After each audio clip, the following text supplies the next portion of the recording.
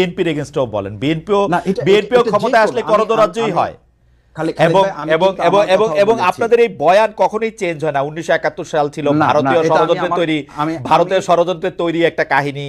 ওই ভারতীয় না, না, ষড়যন্ত্র, এটা ওই এটা আমার ভারত, কথাও বলেছি। ওই ভারত বিরোধিতা।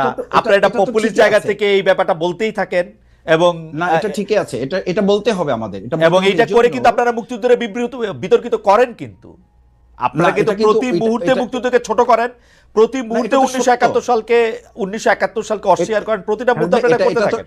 এটা তো সত্য ঘটনা, এটা তো সত্য এবং আপনাদের বাস্তব সত্য যে আর অন্য সত্য তো আলাদা হইতে না, পারে। না, এটা আলাদা সত্য না, আলাদা সত্য না। এই সত্যটা আমাদের মেজর জলিল উনিও বলে গেছেন। এখন দেখেন, মতিউর রহমান রেন্টুর লেখা একসময় পড়া হতো না, এখন তো সবাই পড়ছেন, জানছেন। কর্নেল রশিদ সাহেবের লাইফটাকে যদি ধারণ করা যায়, তাহলে ইতিহাসের যে অংশগুলো তিনি তুলে ধরেছেন, এগুলোকে তো কেউ চ্যালেঞ্জ আচ্ছা, আমি করছে না একটা এখন পর্যন্ত। হাইডসাইড একটা কথা বলি, মানে এই যে challenge করছে না, challenge করছে না কেউ। 1971 সালে যদি জামায়াতের অবস্থা, মানে জামাত যেটা চাইছিল সেটা যদি সফল হইতো, তাহলে কি হইতো আসলে? মানে ভারত জামাত এই যেটা- ষড়যন্ত্র করে আর কিছু করতো, অতটা বাংলাদেশ স্বাধীন হতো না, এই তো। স্বাধীন হতো, বাংলাদেশ স্বাধীন হতো, বাংলাদেশ ভারতের সাহায্য এবং ছাড়াও স্বাধীন হতো, ভারতের স্বাধীনতা ছাড়াও স্বাধীন হতো। অবশ্যই স্বাধীন হতো, অবশ্যই স্বাধীন হতো। এই দেশ স্বাধীন হয়েছে না ভারতের বিরুদ্ধে লড়াই করে। আমি বলেছি 2024-এর আমাদের যে ছেলেরা, জনতা, ছাত্র, শিক্ষার্থী, মা বোনেরা এই আধিপত্যবাদের মানে বিরুদ্ধে লড়াই করেছে, সেজন্য তো আপনারা এই একটা কথাটা সরকারের বলেন, বিরুদ্ধে লড়াই আপনারা এই কথাটা রাজনৈতিক বক্তৃতায় বলেন, ঠিক আছে মাসুদ ভাই, আপনি যদি এখন 2024-এ এটা- বলেন যে এটা- ভারত থেকে এটা- স্বাধীন হয়েছে এটা- বাংলাদেশ, আমরা খুব সিনসিয়ারলি বলি, এটা আমরা খুব সিনসিয়ারলি ভারত থেকে স্বাধীন হয়েছে এবং বাংলাদেশ। এদেশে আমাদের দেখেন, ঢাকা বিশ্ববিদ্যালয়ে কি স্লোগান হয়েছিল, দিল্লি না ঢাকা। কেন এই স্লোগান হয়েছিল? এই স্লোগান আপনারা দিছেন রে ভাই, আপনারা এই স্লোগান আপনারা দিছেন। দিল্লি না ঢাকা স্লোগান ছিল না এখানের মধ্যে। দিল্লি না স্লোগান আপনাদের পুশ করা স্লোগান। এই স্লোগানের মধ্যে কোটানা মেধা ছিল, এই স্লোগানের মধ্যে হাসিনার পতন ছিল, এইটার মধ্যে থেকে আমাদের ভোট দেওয়ার কথা ছিল, অনেক কিছু ছিল। আপনারা দিল্লি না ঢাকা এই বয়ান আপনারা সামনে আনতেছেন, কারণ হচ্ছে যে আপনারা এইটাই মনে করেন, আপনি মনে করেন যে বাংলাদেশ স্বাধীন হওয়া ভুল হয়েছে, আপনি মনে করেন বাংলাদেশ স্বাধীন হইতে পারলে ভালো হতো। স্বাধীন হওয়া ভুল। 71-এর পজিশন আপনি চেঞ্জ করেন না রে ভাই, 71-এর পজিশনেই আছেন আপনি, আমরা চেঞ্জ পজিশনেই আছেন। আপনি পড়েন সংগ্রাম ইত্তেফাকে আপনাদের বক্তব্য যেটা ছাপা হয়েছে ওইটাতেই আছেন আপনারা। হ্যাঁ, পড়েছি যে ওখানে আমাদের অ্যাবসলিউটলি ওই জায়গার মধ্যেই আছেন। এরকম ষড়যন্ত্রমূলক একটা স্বাধীনতা আমাদের দেশের মানুষের প্রয়োজন ছিল না, এবং সেই প্রয়োজন এখনো ছিল না, এখনো নাই। এটা আমরা তখন বুঝেছি, আর এটা অনেকের বুঝতে 53 বছর লেগেছে খালিদ ভাই, 53 বছর লেগেছে। যার কারণে এখন স্লোগান উঠেছে দিল্লি না ঢাকা। আমাদের এই যে দেখেন 2010-এ যখন আমাদের নেতৃবৃন্দকে গ্রেপ্তার করা হয় তো একদম সিলে একটা ম্যাটার, কেন টিপাই মুখবাদের বিরুদ্ধে আমাদের লোকেরা, আমাদের নেতৃবৃন্দ তখন আওয়াজ তুলেছিল, বিভাগে প্রোগ্রাম করেছিল। ঠিক একইভাবে এই জন্য আমি মনে করি যে আমাদের টিকেট গ্যাস বিক্রির কথা আমি জানি না, আওয়ামী লীগ আর অ্যাঙ্গোলার কিচ্ছাটা আপনি আমাদের দিয়েন, আমি এটার মধ্যে আলাদা করে দেখব না। আর আমি একটু আবার মাসুদ ভাইয়ের কাছে যাই। মাসুদ ভাই, ডক্টর মোহাম্মদ ইউনূসকে এই অন্তর্বর্তীকালীন সরকারের প্রধান করার ব্যাপারে কি আপনাদের প্রস্তাব ছিল, আপনাদের এক ঐক্যমত ছিল, নাকি এটা কি ছিল আসলে? মানে আপনারা ডক্টর মোহাম্মদ ইউনূস যে অন্তর্বর্তীকালীন সরকার প্রধান হবেন, এটার ব্যাপারে আপনারা হোয়াট ডিড ইউ ডু? দুটো বিষয় একটু সংযুক্ত করে নেই। সেটা হচ্ছে যে আমাদের বলা হয়েছে যে আমরা একটাকে বলা হয়েছে ভারতে পালিয়েছে, আর একটা পরাজিত শক্তি। তো এই জায়গায় আসলে আমাদের ক্লিয়ারেন্সটা থাকা প্রয়োজন যে বাংলাদেশের মানুষের কাছে কিন্তু বিষয়টা খুব পরিষ্কার। এটা নিয়ে এখন আর ধোঁয়াশা তৈরি যে বা যারাই করবেন, এই বিতর্কের জায়গাটা 2024-এ জুলাই আগস্টের মাধ্যমে আরো বেশি পরিষ্কার হয়েছে যে অতীতের বিষয়গুলোকে আর বেশি টানাটানি না করে বর্তমান এবং ভবিষ্যৎকে ধারণ করে এগিয়ে যাওয়াটার মধ্যেই আমাদের কল্যাণ। আমার মনে হয় সেই জায়গাটা পিছনে ফিরে বারবার, যখন আমাদের আর কোনো রেকর্ড বাজাবার সুযোগ নেই, আমাদের যারা মন্ত্রী ছিলেন, আমাদের যারা সংসদ সদস্য ছিলেন, ইভেন দো আমাদের যারা রাজনীতিতে ফাঁসির মঞ্চে গিয়েছেন, কোনো অন্যায়ের কাছে আপোষ করেন নাই, তাদের কোনো ভিডিও পাওয়া যাবে না, রেকর্ড পাওয়া যাবে না, অডিও কল পাওয়া যাবে না, অথচ এরকম ভিডিও কল পাওয়া যাবে বা অডিও বার্তা পাওয়া যাবে। সেরকম বিষয়গুলোকে সামনে রেখে তো এখন জনগণ ভাবছে যে আবার একদল ভারতের অনুকম্পা নিয়ে 16 বছর থাকার চেষ্টা করেছে, অঙ্গরাজ্য বানিয়েছে, ইলিশ মাছ আমরা খেতে পারিনি, তাদেরকে পাঠানো হয়েছে। আবার এখন ঠিক একই কথা বলে জামাত ইসলামীকে ওই সময় যেমন দাবিয়ে রাখার চেষ্টা করা হয়েছে, বিতর্কিত করার চেষ্টা করা হয়েছে, জনগণ থেকে আলাদা করার চেষ্টা করা হয়েছে, ঠিক একই কথা যখন যদি আমি বলি, তাহলে আমাকেও তো জনগণ ধরে নেবে যে আমি বোধহয় সেই একই পন্থা অবলম্বন করে আবার বাংলাদেশকে ওই একই রাষ্ট্রের করদ-রাজ্যে বা অঙ্গরাজ্যে বা তাদের অনুকম্পা নিয়ে বোধহয় আমরা আবার ক্ষমতায় যাওয়ার একটা ষড়যন্ত্র বা একটা পরিকল্পনা আমরা করছি। এটা যথার্থ হবে না এবং এই জায়গাটা দেশের জন্য কল্যাণ হবে না, সেটা আমাদের সকলেরই স্মরণে রাখা প্রয়োজন। দ্বিতীয় হচ্ছে যে আমাদের শ্রদ্ধেয় প্রধান মানে উপদেষ্টা আমার এখানে একটু ছোট ডক্টর করে ইউনূস জানতে চাওয়া আছে, আপনাদের যে যে মানে করদ রাজ্যে পরিণত হওয়া আরেকটা দেশে, সেটা কি শুধু আওয়ামী লীগের এগেনস্টেই বলেন নাকি? এবং একটি ছোট প্রশ্ন করতে চাই যে নির্বাচন, জাতীয় নির্বাচন কবে চান ডেট? জাতীয় নির্বাচন তো আসলে আমাদের এখন যেটা প্রয়োজন হচ্ছে কি, যে নির্বাচনটা অংশগ্রহণমূলক, স্বচ্ছ এবং জনগণের প্রত্যাশার আলোকে হওয়াটা প্রয়োজন। তো সেটার জন্য বিগত 16 বছরে বাংলাদেশে যে ধরনের ন্যাক্কারজনক প্রশাসনিক অবকাঠামো তৈরি হয়েছে এবং সাংবিধানিক প্রতিষ্ঠানগুলো যেভাবে ধ্বংস করে দেওয়া হয়েছে, এটার জন্য তো একেবারে মিনিমাম ন্যূনতম একটা সময় দিয়ে এগুলো সংস্কার করার পরে নির্বাচনটা হওয়া জরুরি। এই জায়গাটা আমি মনে করি যে যৌক্তিক একটা সময় এবং যৌক্তিক সংস্কারগুলো সম্পাদন করে কম সময়ের মধ্যে নির্বাচনটা হওয়া প্রয়োজন। আপনাদের মাথায় কি কোনো ডেট আছে যে ধরা যাক 2030 সালের সেপ্টেম্বর? আমরা 2030 সাল তো না, এখন তো 2025 চলছে।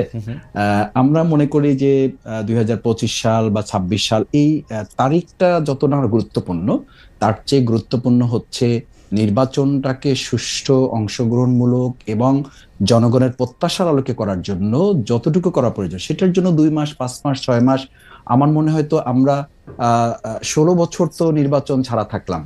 সুতরাং এখন তো আমাদের, আমি তো মনে করি এটা বলতে কোনো দ্বিধা নেই যে আমাদের ছাত্র জনতার এই ঐতিহাসিক একটা গণ অভ্যুত্থান না হলে, আল্লাহ তাআলা ভালো জানতেন, তিনি জানেন যে এটা আমাদের তো 29 সাল পর্যন্ত আমাদের তো প্রস্তুতি নিয়ে থাকতে হয়েছিল, বা আমরা সবাই তো সেই প্রস্তুতি নিয়েও ফেলেছিলাম, কেউ কেউ মনে করেন। তো সেই জায়গায় আমরা যেখানে 29 সালে নির্বাচন হওয়ার কথা ছিল, সেখানে আমরা 6 মাস, 1 বছরের এই তাড়াহুড়ো প্রবণতাটাও তো আমার কাছে খুব ভালো মনে হয় না। আমার কাছে বরং মনে হয় যে এই নির্বাচনটাকে প্রত্যাশিত করার জন্য আমাদের যেটুকু সময় সংস্কারে নেওয়া প্রয়োজন, সেটার জন্য একটা সময় আমাদের ঠিক করা দরকার। নির্বাচনের জন্য সময় ঠিক না করে ঠিক করতে হবে সংস্কারের জন্য সময়। ওকে, তো আপনি কি মনে করেন সংস্কারের জন্য সময়, মানে এইটা হচ্ছে যে দুইটা অ্যাপ্রোচ থাকে। তো প্রধান উপদেষ্টা ডক্টর মোহাম্মদ ইউনূস বলে দিলেন যে আমি একটা টাইম ফ্রেম বেঁধে দিয়েছি, এটা 2025-এর শেষ থেকে 2026-এর আধাআধি পর্যন্ত, এর মধ্যে থেকে যদি আপনারা সংস্কার যতটুক করতে পারেন ওটুক করবেন, তারপরের মধ্যে নির্বাচন হবে। আপনারা কি সেই টাইম ফ্রেমটার থেকেও বাড়াতে চান কিনা, বা আপনারা মনে করেন যে, মানে আমি একটু ডেট দিয়ে জিনিসটা একটু বুঝতে চাই, কারণ হচ্ছে যে হ্যাঁ, মানে আপনি নিশ্চয়ই আমার প্রশ্ন বুঝতে পেরেছেন যে মানে আপনি একটা টাইম ফ্রেম মাথায় দেখেন কিনা মাসুদ ভাই? ইতিমধ্যে আমাদের আমিরে জামাত ডক্টর শফিকুর রহমান সাহেব এবং আমাদের সেক্রেটারি জেনারেল অধ্যাপক মিয়া গোলাম পরোয়ার, সাবেক এমপি, উনি কথা বলেছেন এ ব্যাপারে যে আমরা 2025-এর শেষ অথবা 2026-এর মাঝামাঝি সময়ের মধ্যে ইলেকশনটা করা এবং এর মধ্যে যৌক্তিক সংস্কারগুলো সম্পন্ন করা। ওকে, মানে ডক্টর মোহাম্মদ ইউনূসও এরকম সময় দিয়েছেন। আপনাকে অনেক ধন্যবাদ। মানে 2025-এর শেষ থেকে 2026-এর কয়েকদিন আগে যেরকম কথা বলেছেন, কয়েক ঘন্টা আগে যেরকম কথা বলেছেন, সেই কথা তার পাল্টে যাচ্ছে। তিনি বঙ্গবন্ধু 7ই মার্চের ভাষণ নিয়ে কথা বলছেন একরকম, তারপরে ছাত্রলীগ নিষিদ্ধের পক্ষে কথা বলছেন, যদিও তিনি এর আগে ছাত্রলীগ করেছেন। প্লাস তার উৎসাহে বা তার উদ্দীপনাতে আমরা দেখেছি যে মধুর ক্যান্টিনে দুজন অন্তত সমন্বয়কের উপস্থিতিতে দুটি গরু নিয়ে গিয়ে ছাত্রলীগের সাবেক প্রেসিডেন্ট এবং সাধারণ সম্পাদক এসেছে, এরকম স্লোগান দেওয়া হচ্ছে এবং তিনি খুব এটা এনজয় করছেন। পুরো ব্যাপারটাই যদি আমাদের একটু বলেন জনাব সার্জিস আলম, মানে রাজনীতিটা আসলে এখন কি, মানে যে সব কাজ বাদ দিয়ে প্রেসিডেন্টকে সরাই দিতে হবে, আরেকজন সমন্বয়ক গিয়ে বলবেন যে বিচারকদেরকে চা খাইতে পাঠাইতে হবে, অথবা বাদ দিয়ে দিতে হবে, অথবা আপনি ছাত্রলীগ নিষিদ্ধ করতে হবে ক্যাম্পাসে, মানে সব দায়িত্ব আপনারা নিজেদের মাথায় নিতেছেন কিনা জানাব সার্জিস আলম? দেখুন, প্রথম কথা হচ্ছে সব দায়িত্ব আমরা নিজেদের মাথায় নিতেও পারবো না, সেটা নেওয়া সম্ভবও না, এবং আমরা মনে করি যে এটা আসলে সমীচীনও না। আমি যদি একদম শুরু থেকে বলি, আপনি যেখান থেকে বললেন এটা একদম স্পষ্ট সত্য। আমি আমার ফেসবুক পোস্টেও লিখেছিলাম যে আমি 2017 সালে আমার বিশ্ববিদ্যালয় জীবন প্রথম বর্ষে শুরু করি ঢাকা বিশ্ববিদ্যালয়, এবং ঢাকা বিশ্ববিদ্যালয়ে প্রথম থেকে তৃতীয় বর্ষ পর্যন্ত হল ভেদে কালচারে একটু সময়ের পার্থক্য আছে, কিন্তু আমার হলে এরকম ছিল যে প্রথম থেকে তৃতীয় বর্ষ পর্যন্ত একদম বাধ্যতামূলক আপনার ছাত্রলীগের রাজনীতি করতে হবে হলে থাকার জন্য, আপনার প্রোগ্রাম, গেস্ট রুম, গণরুম এসবের অংশ হতে হবে বাধ্যতামূলক। যদি আপনি না হন তাহলে হল ছেড়ে দিতে হবে। দুইটার একটা, মাঝখানে কোনো অপশনই নাই। এটা নিয়ে কোনোদিন বিশ্ববিদ্যালয় প্রশাসন কথা বলেনি, এটা নিয়ে কোনোদিন তখনকার ফ্যাসিস্ট সরকার কথা বলেনি, কেউই বলেনি। যাকেই বলা হয়েছে তারা এই কোয়েশ্চেন গুলোকে স্কিপ করে গিয়েছে। বরং আমরা আমাদের জায়গা থেকে দেখেছি ওই সিস্টেমের ভিতরে থেকে কিছু ছেলে যখন থার্ড ইয়ারে ফোর্থ ইয়ারে উঠতো, একটু সাহস আসতো, ওই জায়গা থেকে এই সিস্টেমগুলো নিয়ে ধীরে ধীরে তারা গঠনমূলক কিছু লেখার চেষ্টা করতো। আমি 2019 সালে যখন আমার হল সংসদে ছাত্রদের দ্বারা নির্বাচিত হই প্রতিনিধি হিসেবে, তখন আমার মধ্যে আলাদা একটা আত্মবিশ্বাস আসে। তখন আমার মনে হয় যে আমাকে এত স্টুডেন্ট যে ভোট দিয়ে তাদের প্রতিনিধি নির্বাচিত করেছে, তাদের প্রতি আমার একটা দায় আছে, তাদের প্রতি আমার একটা জবাবদিহিতা আছে। আর পাশাপাশি যদি এটাও চিন্তা করি যে পরের বার আমাকে কেউ মনোনয়ন দিক আর না দিক, আমার অবশ্যই তাদের প্রতিনিধি আরো বড় জায়গায় হতে হবে, প্রতিনিধিত্ব করতে হবে। সেই জায়গা থেকে আমরা যেই জিনিসগুলো আমাদের বিবেকবোধের জায়গা থেকে লজিক্যাল মনে হওয়া শুরু হলো, ওই জায়গাগুলো নিয়ে আমরা কথা বলা শুরু করলাম। এবং আমার এই বিশ্ববিদ্যালয় জীবনে আমার কাছে মনে হচ্ছে সবচেয়ে গুরুত্বপূর্ণ একটি টার্নিং পয়েন্ট ছিল ওই 2019-এর ডাকসু নির্বাচনটি। সেই নির্বাচনটি আসলে আমাদের কাছে নতুন করে ছাত্র প্রতিনিধি কেমন হতে পারে, কিভাবে ছাত্রদের জন্য কাজ করা যায়, এই দিক থেকে আমাদের মানসিকতা, চিন্তা চেতনার একটি নতুন পরিবর্তন নিয়ে আসে। এবং এরপরই আমাদের যেটি হতো, আপনি জেনেই থাকবেন হয়তো, প্রথম, দ্বিতীয়, তৃতীয় বর্ষে আমরা কোন পোস্টে রিয়েকশন দিব, কোনটাতে রিয়েকশন দিব না, কোথায় কমেন্ট করব, কোথায় কমেন্ট করব না, এমনকি বিভিন্ন পোস্টের রিয়েকশন লিংক আমাদের বিভিন্ন গ্রুপে দিয়ে বলে দেওয়া হতো এখানে গিয়ে কমেন্ট করে আসো। যদি না করতাম তাহলে আমাদেরকে গেস্ট বলা হতো কেন কমেন্ট করতে। জনাব আলম, আমরা এই জিনিসগুলো হয়তো জনাব আলম আমরা মোটামুটি আমি যদি জাস্ট এটুকু শেষ করি, না আমি একটু বলি, এটুকু শেষ করি শুধু। আচ্ছা শেষ কর। তো এই জিনিসগুলো হচ্ছে আসলে পরিস্থিতি ওই টাইমে প্রথম, দ্বিতীয়, তৃতীয় বর্ষে এই বিভিন্ন জিনিসের রেফারেন্স ক্রিয়েট করেছিল, যেগুলো এখন মানুষ 3-4 বছর পিছনে গিয়ে ওগুলো খেটে বের করে। আবার আপনি যখন আমরা চতুর্থ বর্ষে ছিলাম বা মাস্টার্সে ছিলাম, তখন দেখবেন যে আমরা কিরকম গঠনমূলক লেখাগুলো লিখতাম এবং সরাসরি সেগুলো সমালোচনা করতাম। এবং সর্বশেষ 24-এর ইলেকশনে আমি বাড়িতে থেকেও ভোট দিতে যাইনি, এটি আমার ফেসবুক পোস্টে বলেছিলাম। এবং আমি স্পষ্ট করে বলেছিলাম যে আমাদের মতো ভীরু, কাপুরুষ এবং স্বার্থপর মানুষ এর চেয়ে বেটার রাষ্ট্র ব্যবস্থা ডিজার্ভ করে না। কারণ তখনও আমরা সরাসরি এটির বিরোধিতা না করে এটির বিভিন্ন ভাবে ভালো দিকগুলো তুলে ধরছিলাম, সুন্দর গণতন্ত্রায়নের কথা বলছিলাম। তো সেই জায়গা থেকে যখন আমাদের কাছে এই সুযোগটি আসে যে না, এই অন্যায়গুলো হচ্ছে, কোটা সংস্কারের যে আমাদের 18 পরিপত্র বাতিল, এটি একটি অনেক বড় অন্যায় পুরো দেশের চাকরি প্রত্যাশীদের সাথে, আমরা এটি নিয়ে রাজপথে নামি, যখন আমাদের ভাই বোনদের রক্ত ঝরানো হয়, এভাবে আর চলতে পারে না, আমাদের এবার ঘুরে দাঁড়াতে হবে। এবং আমরা তখন ওই সাহসটি করে রাজপথে ধীরে ধীরে এক দফার দিকে যাই। এবং আমরা এই কথাগুলো মাধ্যমে শেষ হয়। এই কথাগুলো আমরা প্রতিদিন শুনি, পড়ি, শুনতে ভালোও লাগে, কিন্তু সময় একটু কনস্ট্যান্ট আছে। আমি সোজা প্রশ্নে আসি। কেউ কেউ আমাকে বলেন যে আপনারাও যে জায়গার থেকে আপনি এসছেন, ছাত্রলীগের যে রাজনীতির কথা আপনি বলছিলেন, যে অত্যাচার নিপীড়নের কথা বলছিলেন, সেই অত্যাচার নিপীড়নের আমরা সরাসরি সাক্ষী। আপনাকে আর এটি ব্যাখ্যা করে না বললেও চলবে, আপনি নিশ্চয়ই জানেন। কিন্তু আপনারাও কি এখন ছাত্রলীগের সেই জায়গাটাই দখল করেছেন কিনা? আপনারাই কি এখন একটা শোডাউন ভিত্তিক একটা জায়গায় আপনারা নিজেদেরকে দেখতে চান কিনা? সেই জন্য যত রকম আপনাকে দেখা যায়, আপনি বা হাসনাত বা নাহিদ বা মাহফুজ এত চমৎকার করে কথা বলেন, কিন্তু অন্য সময় দেখা যায় যে আপনারা প্রায় একে হুমকি দিচ্ছেন, তাকে ধমকি দিচ্ছেন, তাকে বলছেন যে এখান থেকে বাদ করে দিবেন, এটা করে দিবেন। এরকম কেন? এই শোডাউনের একটা প্রক্রিয়া কিন্তু আপনারা চালু রেখেছেন, এটা কেন? এরকম না হইলে আমরা যারা আপনাদের সাবজেক্ট আছি, আমাদেরকে আপনারা শাসন করতে পারেন না, আপনাদের একজন প্রভুর জায়গায় যাইতে হয়, ছাত্রলীগ আওয়ামী লীগের মতোই। বা সায়ন থেকে যখন বলবো তখন বলবো বিএনপি বা তার সহযোগী সংগঠনের মতোই। দেখুন, এই জায়গায় একটি কথা বলি, সেটি হচ্ছে যে আমরা আসলে 5ই অগস্টের অভ্যুত্থান পরবর্তী সময় একদম লম্বা একটা সময় ধরে, ইভেন আজকের দিন পর্যন্ত আমাদের বিভিন্ন দিক থেকে আমাদের চক্রান্তের গন্ধ আসে, বিভিন্ন দিক থেকে বিভিন্ন নাশকতার বিভিন্ন রকমের যে প্ল্যান, সেগুলো আমাদের সামনে বিভিন্ন ভাবে আসে। এবং সবচেয়ে বড় কথাটি হচ্ছে যে এই যে অপশক্তিটি মনে করে আমরা যখন একটু শান্ত হয়ে যাই, তখন মনে করে যে সকল ছাত্র জনতা আবার ঘরে ফিরে গিয়েছে, ক্লাসে ফিরে গিয়েছে। এবং ওই সময়টিতে তারা এমন ভাবে, আমরা দেখেছি সচিবালয়, আপনি নিজেই দেখেছেন, আমরা হাইকোর্টে দেখেছি, আমরা বিভিন্ন জায়গায় এটি দেখি, আমরা গার্মেন্টস কর্মী, আমরা সাভারের দিকে দেখেছি, তারা বিভিন্ন ভাবে বিভিন্ন রূপে ফিরে আসে, এবং তখন ফিরে আসে যখন দেখে আমরা কিছুটা শান্ত হয়ে গিয়েছি।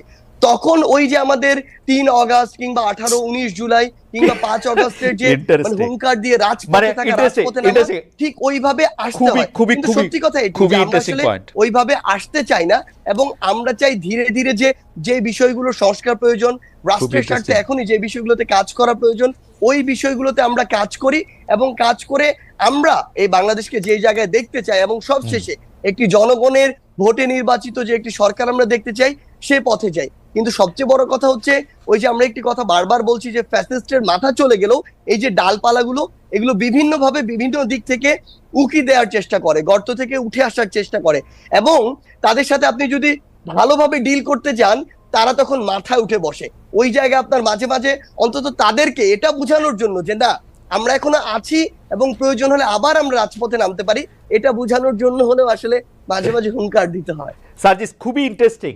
মানে আমি এরকম শুনছি অনেক সময় পুলিশরা বিপদে পড়ে আপনাদের ডাকে, যে মানে বাংলাদেশের যে মানে আমরা ব্যাপারটা ঠিক এরকম আমরা আমাদের জায়গা থেকে মনে করিনি।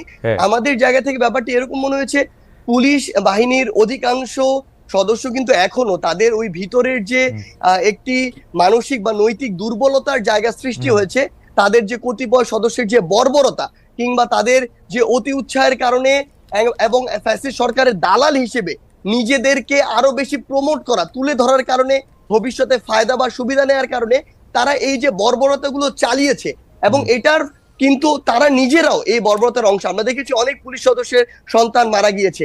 সেই জায়গা থেকে আসলে তাদের ওই যে নৈতিক যে একটি দুর্বলতা তৈরি হয়েছে মানসিকভাবে, ওই জায়গাটিতে তারা স্ট্রংলি যে কোনো একটি অবস্থা যেভাবে ফেস করার কথা, ওইভাবে তারা অনেক ক্ষেত্রে, আমি বলবো না কিছু কিছু ক্ষেত্রে অথবা অনেক ক্ষেত্রে ওইভাবে তারা ফেস করতে পারে না।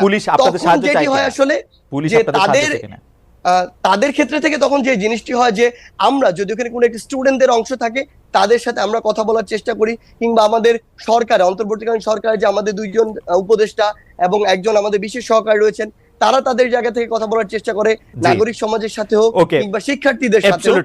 কিন্তু আমার যেটি মনে হয় আসলে এই মুহূর্তে পুলিশের যতটুকু আসলে তাদের জায়গায় স্ট্রং পজিশন দেখানোর কথা, ওটি আমরা এখন পর্যন্ত দেখতে পাচ্ছি। অ্যাবসলিউটলি, এবং অ্যাবসলিউটলি মানে আমি আসলে পুরনো কথা বলতে হয়, সায়ন্তের হয়তো কিছু মনে থাকবে, আমি 2014-15 সালে অসংখ্যবার এরকম ছাত্রলীগের নিয়ে প্রোগ্রাম করেছি। ছাত্রলীগ তুই চাস কি, বা ছাত্রলীগের ব্যাপারটা কি, তাদেরকে যখন জানতে চেয়েছি যে তারা কেন পুলিশের কাজ সেটি করতে চাইছে, প্রায় একই উত্তর দিয়েছে সার্জিস আলম। আমার মানে পুলিশ পারছে না বা পুলিশ হচ্ছে না, যাচ্ছে না। একটা জিনিস আপনাকে, তাহলে আমি আপনাকে একটা জিনিস, আমি আবার আসবো আপনার কাছে সার্জিস, তোর পার্থক্য আছে না, পার্থক্যটা আমি শুনবো, পার্থক্যটা আমি শুনবো, আমি দ্বিমত প্রকাশ করি। না ঠিক আছে, 2014 সালের যে কথা আপনি বলছেন, আওয়ামী লীগ তখন তার সুসময়ের সর্বোচ্চ মাত্রায়, এই টাইমে আওয়ামী লীগের এই যে লেজুর ভিত্তিক ছাত্র সংগঠন, ছাত্রলোক যদি এই এক্সকিউজ দেয় যে পুলিশ নৈতিকভাবে দুর্বল, মানসিকভাবে দুর্বল, পুলিশ রাস্তায় কাজ করতে পারছে না, এটি কোনোদিনও গ্রহণযোগ্য নয়। কিন্তু আপনি যদি অভ্যুত্থান পরবর্তী একটি সিচুয়েশন দেখেন, এই জায়গা একদম এটার একদম দৃশ্যমান একটি উদাহরণ রয়েছে। তাই দুই জায়গার সিনারিও বিস্তর একটি পার্থক্য রয়েছে এই জায়গায়। ঠিক আছে, আমি যখন ফিরে আসবো আপনার কাছ থেকে জানতে চাইবো যে আপনার বন্ধুরা বা আপনার বড় ভাই, অগ্রজ অনুজরা অসংখ্য প্রশ্ন আপনার কাছে পাঠাচ্ছেন, সেই প্রশ্নটা যদি আপনি একটু বলেন যে আসলে সরকারি চাকরিতে বিশেষ করে বিসিএসে এক ধরনের উত্তীর্ণ হয়েও 43 বা 46-এ যাদেরকে বাদ দেওয়া হচ্ছে, তাদেরকে কেন বাদ দেওয়া হচ্ছে, এই ব্যাপারে আপনি শুধু ছাত্রলীগ করার কারণে কেউ আর চাকরি করতে পারবে না কিনা, সেই ব্যাপারে যদি আপনি একটু বলেন।